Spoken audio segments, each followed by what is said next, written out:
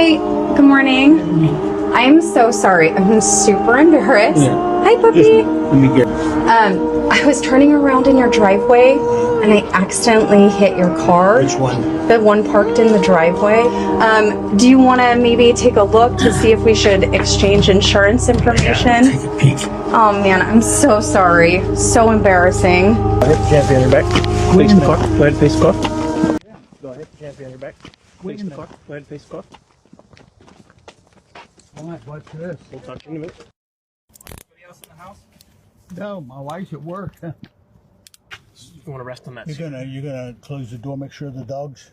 Yes. We'll take care of your dog. Okay. Line for coming out of the house. Get that guy out of the house.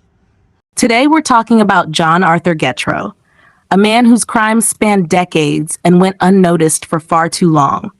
Back in the 1960s, Getreu was already on the radar. At just 18 years old, he was convicted in Germany for the brutal murder of a teenage girl.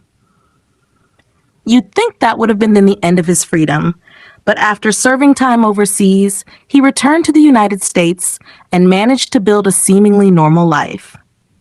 What makes his story so disturbing is that while Getreu was living a suburban lifestyle, married, working, raising a family, he was hiding dark secrets. In the 1970s, investigators say he murdered at least 2 women near Stanford University. For decades, those cases went cold. It wasn't until advancements in DNA technology and tireless cold case detectives revisited the evidence that Getreu was finally caught. In 2018, DNA linked him to the killings, and the truth about his double life was finally exposed. The terrifying part? He lived freely for over 40 years, attending community events, being a neighbor, and walking among people who had no idea of the monster he really was. So I'm Sergeant Cortez, okay? I'll let you know what's going on and why you're here today. Yeah, okay? I'd like to know. Yeah, absolutely, of course. Before I let you know what's going on, I just want to get your personal information. Just confirm your name. Your full name is John Arthur Getreu. Getreu? Getreu. Okay. Were you ever in the military? No. No.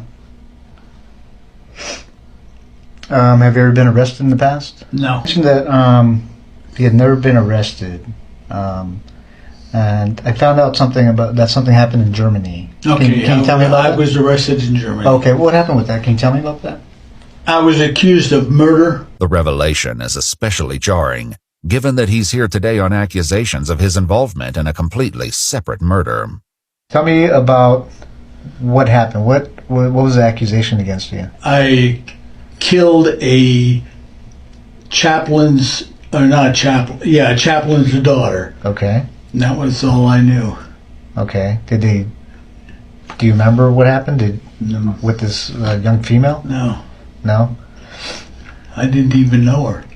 The young girl, 15-year-old Margaret Williams, attended a dance at an American youth club one Saturday night in 1963, when John was just 18 years old. The two were said to have met on the street shortly after, where she agreed to let him walk her home. Her body was discovered the next day on a baseball diamond behind the club. She'd been sexually assaulted and strangled. You didn't even know her? Why did they arrest you? I mean, Probably the next day. Okay. After they found the body, I guess. Okay. How did they tie you to this body? How did they connect you to this body? Somebody had seen me, walk that direction or walk towards a school, or Okay. it was an elementary school. Okay. Did you... I mean, I don't know the details of what I happened. don't know the details either, so Okay. Did you actually meet this young lady? that's what they say. You spent actually 6 years in prison? Something like that. Wow. And then how, after you were released, what happened? I just was dropped off at McGuire Air Force Base, and my father picked me up, and that was it. That was it? You came back to the Never United heard States? a word from him. Nothing. Okay. At some point, there was another accusation against you about a sexual assault from the Palo Alto Police Department? Palo Alto Police Department. Okay. That's when I was the leader of an Explorer post. Okay. Can you tell me about what happened there? Nothing. Okay. I It's was just accused, interviewed, and That was it. Okay. What's this allegation? I got to ask you. Yeah. You know, this allegation that this young girl made against you that you know, sexually assaulted her. Did that actually happen? No, not that not that I know of. And if I was arrested for specifically that, and then not even tried, and then nothing's happened. Like I told him, nothing happened. Yeah. I never saw her again. You know. Did you end up serving time for that? Do you remember? No, I didn't. I didn't serve any time that I know of. Okay. I can't. You know. Okay. It was so piddly that. It didn't. Yeah. You weren't. Didn't go to trial or anything like that. Okay. According to multiple news sources, John was 31 years old when the teenager came forward, claiming he not only assaulted and strangled her, but threatened to kill her if she didn't comply. He received a 6-month sentence, serving just 30 days on weekends after 5 were suspended. So I want to tell you a little bit about my investigation. Okay. Are you familiar with the with Palo Alto area, Stanford area, the hills in Stanford? Yeah. You ever go out there? I was a scout leader. I traveled all those hills. What hills? Which hills are you talking? Well, we were out in the Bay, Half Moon Bay Hills, Okay. and I traveled up through there, hiked with the boys. Did you ever go in the hills, like in the area around Page Mill Road? Page Mill Road, like just west of Stanford? No. No, you never went to that area? No. Okay. So I'm investigating. There's a murder up there in the hills, and would there be any reason that you were ever up in those hills? No. No. So what do you think? Do killers like Getreu slip through the cracks because of weak justice systems? Or was this just bad timing before DNA technology caught up? Let me know in the comments. Dumped in the Stanford Dish hiking area. A floral scarf was found tightly knotted around her neck and had been used as a ligature to strangle her to death. It was DNA found beneath her fingernails that led them to John, who at the time worked near the Stanford campus as a security guard. You ever see this young lady? You know her? No. Who's that? It's a young lady that an investigation I'm doing, and she was murdered. Do you ever see her at all? No. She look familiar? Leslie's 1972 orange Chevrolet Nova was found parked at the gate of an old quarry near Old Page Mill Road, just east of where her body was found. Do you remember ever stopping by the side of the road and looking into this vehicle? No. It's an orange Chevy Nova. No. No? No, sir. Okay. Do you know the name Leslie Perlov? Leslie Perlov? No. No? Okay. She wasn't a girlfriend of yours? Oh, no. Okay. I had to ask. She's cute anyway. Yeah, very. That would very be cute. about. She'd be about 18 years old, I guess. Okay. At Stanford. Yeah, Stanford graduate. Yeah. But that's it. I don't even recognize her. Curiously, the sergeant hasn't shared with John that Leslie was a Stanford graduate. Why do you say she's a Stanford graduate? Well, just by the way she dresses and all in this area, you know. Sure. But, you know, I didn't say graduate either. I said, you know, she's a college kid. Oh, okay. Now this young lady was obviously murdered, like I said. She was strangled. Would you ever think about doing anything like that? Nope. I know that you were accused of a sexual assault, right? Would you ever think about committing a sexual assault? I have no reason for it. And I'm going to ask you these tough questions because it's part of the investigation. Yeah. When you were younger, did you ever fantasize about sexual assault? That's what it sounds like by looking at my record. Yeah. Or killing a young woman? Okay. No. in this investigation, if your DNA was on this young lady, how do you think? Why would you think your DNA was on her? Haven't the slightest idea. Were you involved in the murder of this young girl? Nope. As the sergeant continues to press for answers, John inches closer to a major mistake, not yet aware of what he's about to give away. You know about DNA and how it's transferred, right? Yeah. What? This can be how it's transferred. I can always tell. Okay, tell me about that. Yeah, one is semen. Okay. One is from the mouth. Sure. You know. Yeah. That's the only two that I know of. Okay. Now, if there's some that are bodily, I mean, other than these two transferred, then it's totally different. Okay. And you know about technology now, advances in technology technology. is getting good. Yeah. So there's. They're catching them every day. Yeah. How do you think your DNA would be on a person? Don't know. You don't know.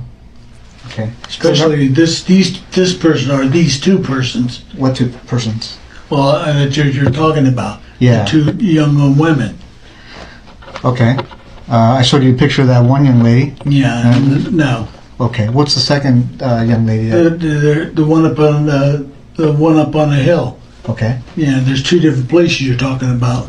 Okay. One of them's up on the hill? Yeah. Okay. And then up on what hill? Well, you mentioned the hill. Yeah, you mentioned it. I mentioned the hills. Yeah. Okay. And what's the other one? Because I don't remember another one. Well, there's the two girls. It's not both the same place. Okay. I mentioned one girl up on the hill. Yeah, I mean the okay, wherever she was, wherever the second girl was. Oh, okay. While the sergeant doesn't yet know it, another woman was found in the Palo Alto area in 1974, 1 year after Leslie's body was discovered. 21-year-old Janet Taylor was found dumped along Sandhill Road in the same Stanford Dish hiking area. According to news sources, she'd also been assaulted and strangled to death. The serial killer responsible for the deaths of both Leslie and Janet would escape justice for decades, until now. I think I'm at a point in my investigation that, I'm guilty, and that's it. Well, I'm trying, well, there's a couple things, John. Your DNA's on her. Yeah. Okay. I'm not trying to find out who did it. Mm-hmm. What I'm trying to find out is why you did it. Mm-hmm. And I think you know more than you're telling me. No, I wish I knew. With John refusing to admit the truth, another investigator joins in the effort to obtain a confession, and the added pressure will soon tear his lies even further apart. It's not an accident that your DNA got there.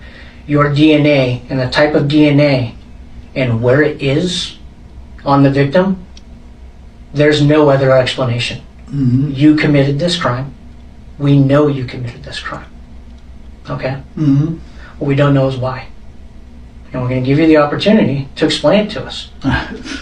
You don't have to. I thought about it, and that's all I can think of. No. Know what? No, I'm not guilty. Okay. Well, I'm telling you right now you are. Okay, fine. Okay? You had to have known this day was coming. Yeah, I know that. That's why it took so damn long. As they push harder for the truth about Leslie, John once again lets slip that she wasn't the only one he left in the hills. So why her? I don't even know who she is. If that's the first girl or the one girl that's up on the hill or whatever, What do you mean the first girl? Well, he said there's two people. There's two girls. Unless I misunderstood him. They were killed within probably an hour of each other and 2 hours of each other, or day, or who knows. Do you remember? How do you remember those details? Some of the questions he's asked me? Do you remember seeing any newspaper articles or media about those?